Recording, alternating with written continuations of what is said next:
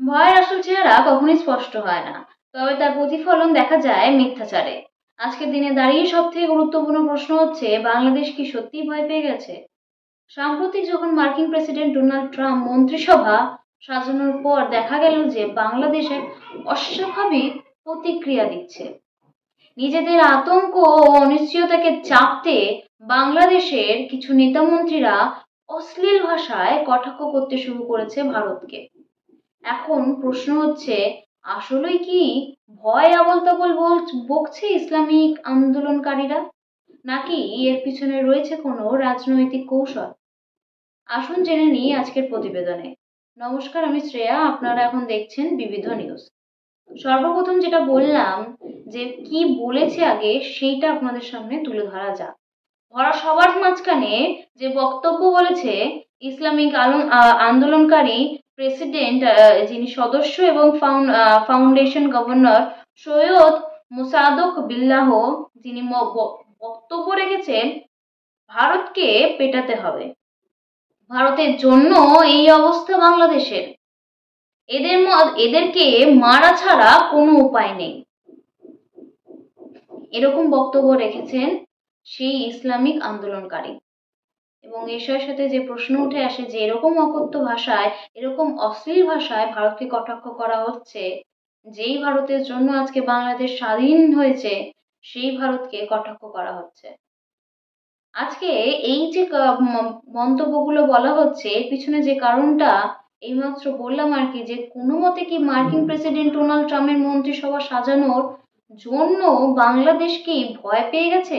এই জন্য এরকম কি অস্বাভাবিক প্রতিক্রিয়া দেখা যাচ্ছে বাংলাদেশের নেতা মন্ত্রীর কাছ থেকে? যেটা জানা গেছে যে ট্রাম্প এবং মোদির জুটি যবে থেকে আর কি শক্তিশালী হয়েছে, যবে থেকে ডোনাল্ড ট্রাম্প আর কি সিংহাসনে বসেছেন, তারপর থেকে যেভাবে মন্ত্রিসভা সাজিয়ে গেছেন, সেটা স্পষ্টই যে কতটা বন্ধুত্ব রয়েছে ভারতের সঙ্গে ডোনাল্ড ট্রাম্পের।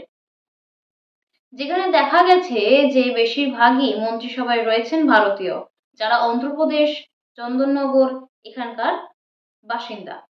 যেখানে এবং এছাড়াও যেটা জানা গেছে যে তুলসী গওয়ার, যিনি ন্যাশনাল সিকিউরিটি নতুন আর কি ন্যাশনাল সিকিউরিটি এজেন্সি ডাইরেক্টর হয়েছেন, যার তুলসী গাওয়ারের নতুন করে কিছু বলার নেই, কারণ এই নিয়ে মোদি এবং তুলসী গাওয়ারের প্রচুর নেট দুনিয়ায় প্রচুর আর কি সোশ্যাল মিডিয়ায় প্রচুর নিউজ রয়েছে। এই ন্যাশনাল সিকিউরিটি যার আন্ডারে এই বাংলাদেশ যে ইস্যুটা এখন তৈরি হয়েছে, সেই জিনিসটা কিন্তু পড়ে। তো সাধারণভাবে কি ভয় পেয়ে গেছে কোনো মতে ট্রাম্প, কোনো মতে এই ভয় পেয়ে গেছে, সরি, কোনো মতে কি ভয় পেয়ে গেছে ইউনূস সরকার?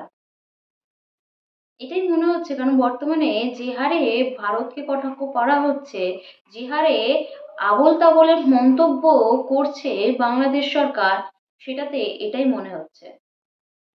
এবং এছাড়াও আরো অনেক কিছু মন্তব্য করেছে, এবার সেটা শুনে নেওয়া যাক। এছাড়াও আরো প্রচুর মন্তব্য করেছেন মুসাদেক। তার বক্তব্য হচ্ছে, হাসিনা ভারত সরকারের পুতুল হিসাবে ছিল, তুমি যেমনে নাচাও তেমনে নাচি, পুতুল কি দোষ? এমনই বক্তব্য করেছেন মুসাদেক। এখন তাদের ফিরিস্তি বের হচ্ছে, শেখ হাসিনা কত লক্ষ কোটি টাকা পাচার করেছে, তার ছেলে জয়, মেয়ে পুতুল ও তার বোন রোহানা লক্ষ কোটি টাকা পাচার করেছে। প্রধানমন্ত্রী, তারপরে গুপ্তা পান্ডা সহ সব পালিয়েছে, এরা ভারতে গিয়ে আশ্রয় নিয়েছে। তাহলে দেখা গেল ভারতই এটার সবকিছুর মূলে রয়েছে, এমনই বক্তব্য করেছেন বাংলাদেশের মন্ত্রী। এদিকে ইসলাম বিরোধী নিয়ে তার বক্তব্য হচ্ছে, আপনাকে প্রয়োজনে মারতে হবে, লড়তে হবে। তিনি বলেন, খুনের পরিবর্তে খুন। আল্লাহ কেন কোরআনে এই আয়াতের উল্লেখ করেছেন? কারণ তিনি জানেন কিছু মানুষ আছে যারা চতুষ্পদ জানোয়ারের চেয়েও খারাপ, এগুলোকে পেটাতে হবে, খুন করতে হবে, এগুলোকে মার ছাড়া কোনো উপায় নেই, এরকম অশ্লীল ভাষায় মন্তব্য করেছেন এই মুসাদেক। তিনি যে মন্তব্যগুলো করেছেন তাতে যেটা বোঝা যাচ্ছে, সাধারণভাবে তিনি জাতিভেদ করতে চাইছেন। তিনি প্রশ্ন উঠছে সাধারণ মানুষেরা যে এরকম অশ্লীল ভাষায় যখন মন্তব্য করেছেন, ভারত সরকার ঠিক কি বক্তব্য রেখেছে, এবং সেই ভারতকে যে মন্তব্য করছেন, যেই ভারত থেকেই আর কি চাল ডাল থেকে শুরু করে গম, এমনকি গার্মেন্টসের পর্যন্ত বাংলাদেশে পাঠানো হয়।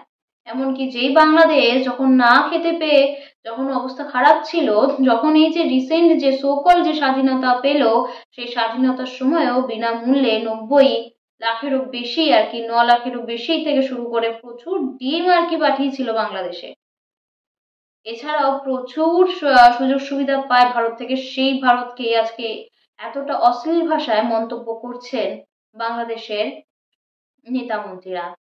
তবে এর পিছনে কারণ হিসেবে যেটা দেখা হচ্ছে, যে কোনো মতে হয়তো বাংলাদেশ ভয় পেয়ে গেছে এখন ট্রাম্পের সঙ্গে মোদির যে বন্ধুত্বপূর্ণ সম্পর্ক দেখা যাচ্ছে, তাতে হয়তো মাথা বিগড়ে গেছে, তার জন্য হয়তো এত আবোল তাবোল বক্তব্য রাখার চেষ্টা করছে, এত উস্কানিমূলক বক্তব্য রাখছেন ইসলাম বিরোধী নেতা।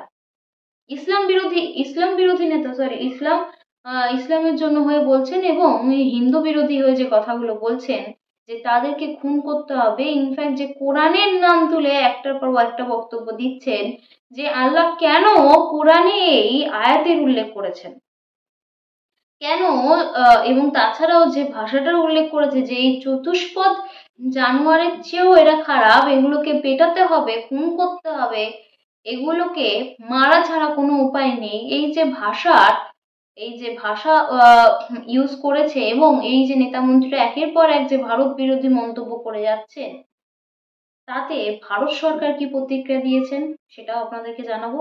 কিন্তু তার আগে যে জিনিসটা বলবো, যে প্রথম থেকে যবে থেকে শেখ হাসিনা আর কি বিতাড়িত হয়েছে, তারপর থেকে বাংলাদেশের সঙ্গে যে ভারতের যে বন্ধুত্বপূর্ণ সম্পর্কে যে ফাটল তৈরি হয়েছে, একের পর এক যেমন কাঁটাতারের নির্মাণে যেমন আপত্তি প্রকাশ করেছে, এবং তারপর থেকে যে একের পর এক মন্তব্য করেছেন হিন্দুদের উপর অত্যাচার থেকে শুরু করে ঘরবাড়ি জ্বালানো থেকে শুরু করে, ইনফ্যাক্ট যে যবে থেকে আর কি ট্রাম্প সিংহাসনে এসছেন, যেটার পিছনে জানা যাচ্ছে যে কেন, যে প্রশ্নটা আর কি তোলপাড় হয়ে গেছিল পুরো মিডিয়া জুড়ে, যে কেন আর কি ইউনূসকে নিমন্ত্রণ করা হয়নি, আমন্ত্রণ করা হয়নি ইউনূসকে।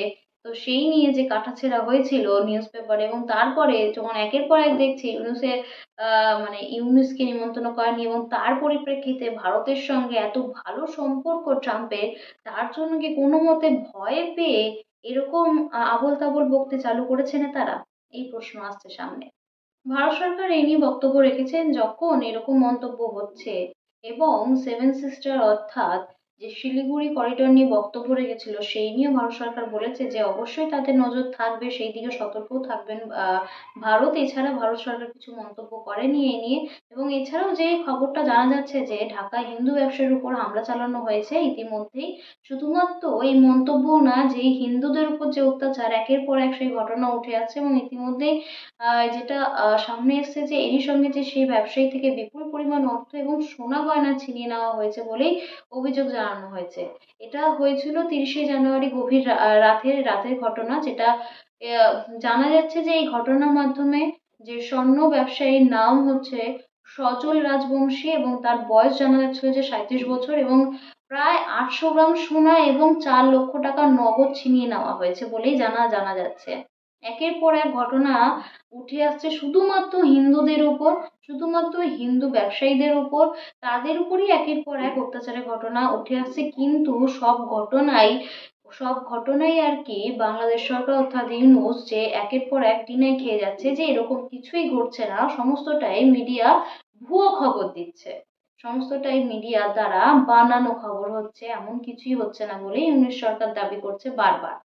তবে একের পর এক যে ঘটনাগুলো ঘটছে, এই যে মন্তব্যগুলো করেছে ভারতের বিরুদ্ধে, এবং হিন্দুদের উপর যে অত্যাচার হচ্ছে, সেই নিয়ে কি স্টেপ নেবে ভারত সরকার, সেইটা দেখতে হবে, সময় আসলেই সেটা জানা যাবে।